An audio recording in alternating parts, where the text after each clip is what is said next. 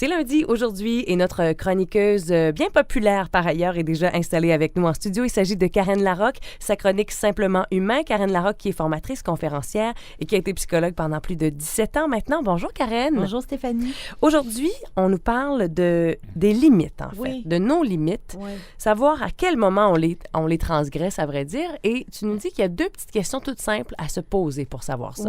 Oui. Il y a deux questions simples à se poser pour savoir quand est-ce que c'est le temps d'arrêter, d'outrepasser mes limites. T'sais? Parce que quand on dépasse nos limites, les humains, il y a des lumières qui allument dans notre tableau de bord. T'sais? Puis ce qui est intéressant, c'est de savoir que pour chaque humain a une chaîne de réaction qui se passe quand il dépasse ses limites. Fait que quand tu dépasses tes limites, Stéphanie, tu as une réaction dans ton corps. Puis sais-tu qui c'est mieux que toi? Où sont tes limites? Non? Ton corps. OK. C'est notre corps qui réagit quand on dépasse nos limites. Fait que Stéphanie, dès que tu dépasses tes limites, ton corps t'envoie un signal. Souvent le même. Toujours le même. OK. Le premier est toujours le même. Par exemple, un petit brûlement Ça d'estomac, pourrait un être- petit... Ben, je te dirais qu'un brûlement d'estomac, c'est pas le premier signal. Ah, OK. Le premier signal, d'habitude, là, ça peut être une compression dans la cage, tu sais, un petit peu dans la cage thoracique, là, OK. tu te sens un peu compressé. Il y en a d'autres qui vont avoir les épaules qui vont remonter, les épaules qui vont devenir tendues. Il y en a qui vont serrer des mâchoires. Donc, une tension plutôt? Oui, souvent, ça va être une tension, puis qui peut être au niveau, c'est ça, au niveau, comme tu Cage thoracique. de la cage thoracique, des mâchoires, des épaules. Si tu continues de dépasser ta limite, si tu continues, même si ton corps te dit que tu en as assez, si tu continues de dépasser ta limite, tu as un deuxième signal qui va apparaître. Généralement un peu plus fort que le premier, évidemment, parce que ton corps veut T'as pas que écouté, tu te donc ouais, respectes, c'est ça. c'est ça. Puis quand tu disais tantôt, c'est toujours le même, ben, je te dirais oui, Stéphanie, ton deuxième va toujours être le même. Puis si tu ne respectes pas ta limite, tu en as un troisième qui va arriver. Puis si tu ne respectes pas ta limite, tu en as un quatrième qui va arriver. Puis il n'y a pas de fin à cette chaîne-là. Mais la chaîne à Stéphanie est unique. C'est-à-dire que est unique et est toujours la même. Quand Stéphanie dépasse ses limites, son premier signal, c'est ça. Son deuxième, c'est ça. Son troisième, c'est ça. Son quatrième, c'est ça. Quand Karen dépasse ses limites, son premier, c'est... Fait que moi aussi, j'ai ma chaîne. Tous les humains ont leur chaîne de signaux Mhm. quand ils dépassent leurs limites.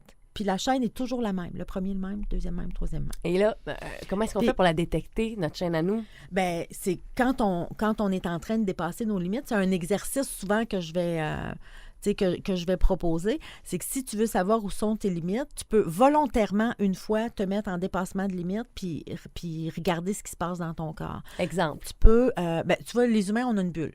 Tu sais, on a toute une bulle. Ouais. Puis quand quelqu'un rentre dans notre bulle, les signaux, notre chaîne de signal décolle. Ça, là, ça se met à on, puis le premier signal va arriver, puis si l'autre personne reste dans ta bulle, le deuxième signal va arriver, puis ça.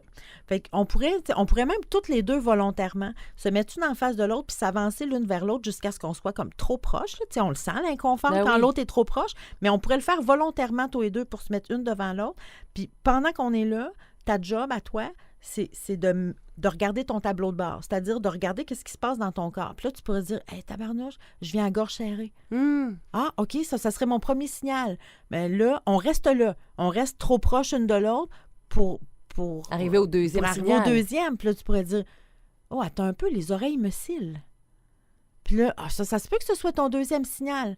Puis là, attends, là, tu restes là, puis à un moment donné, tu fais comme « Oh, attends, là, j'ai comme un point dans l'épaule. » Ça serait ton troisième signal. Fait que tu peux volontairement te mettre dans cette situation-là. Fait que, tu sais, des choses qu'on peut faire volontairement, là, tu sais, ça pourrait être ça, tu sais, faire l'exercice avec une amie, de rentrer dans la bulle l'une de l'autre puis voir les signaux qui arrivent. Ça peut être quand quelqu'un est en train de te parler puis t'es tanné. Ouais. Tu sais, des fois, ça te tente plus, là. T'en Ouais. as assez, là.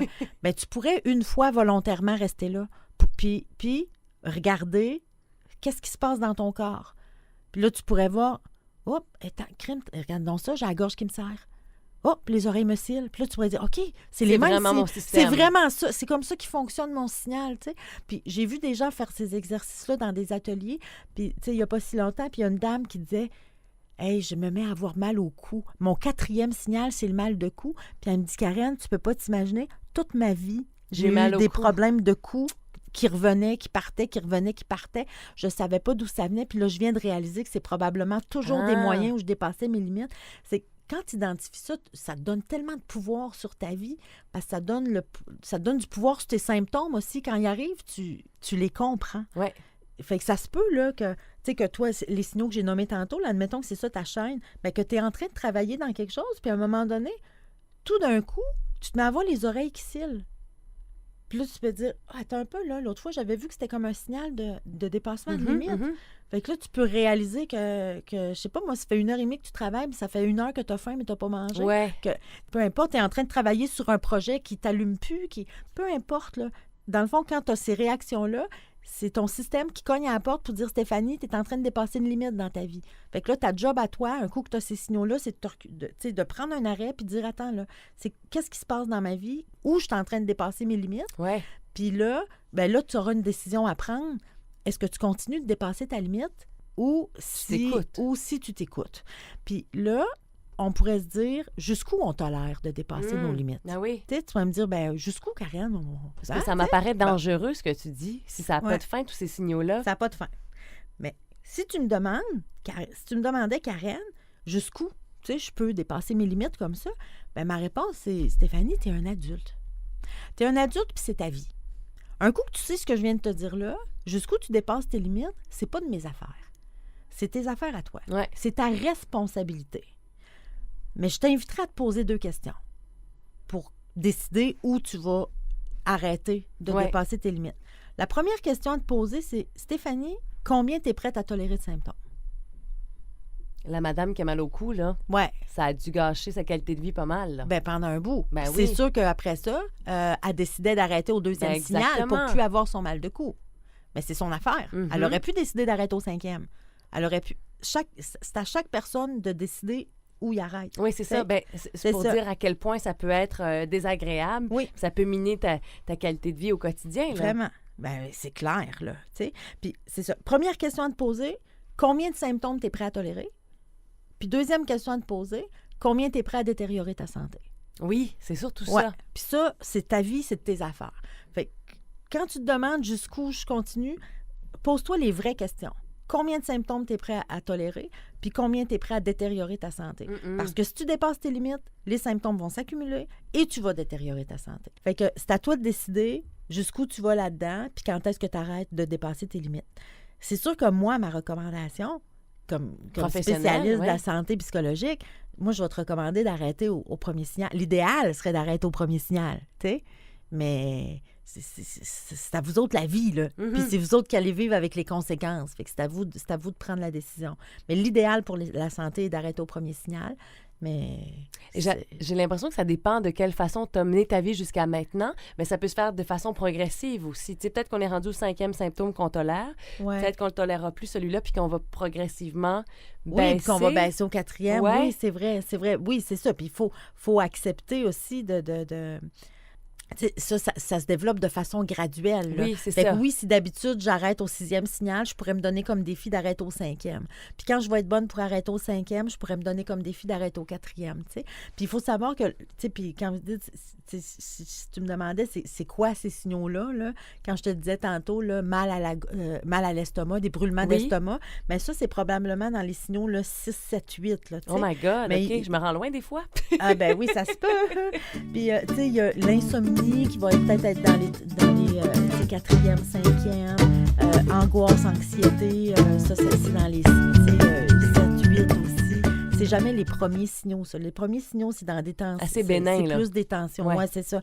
Où on se fait moins de mal. Mais plus on attend, évidemment, plus on se détériore. C'est ça. Et ça me fait penser à une conférence que tu as partagée sur ta page Facebook qui, en fait, amène à un site de quelqu'un d'autre. L'auteur du best-seller « Cessez d'être gentil, soyez vrai ». Oui. Parce que des fois, notre comportement peut être teinté de ce genre de choses-là. Puis je me dis que pour s'écouter soi et être vrai et amenuire ces symptômes-là, il y a un travail progressif à faire certainement pour plusieurs. Absolument. Karen, à nouveau, merci beaucoup de cette chronique instructive. Joyeux temps des fêtes à toi. Merci, Stéphanie. On se retrouve pour une chronique spéciale la semaine prochaine. Oui. Je pense que ça va être très intéressant d'être en live ensemble pendant 1 heure. Et puis ensuite, après le temps des fêtes, évidemment. Oui, parfait. Au plaisir. Au plaisir.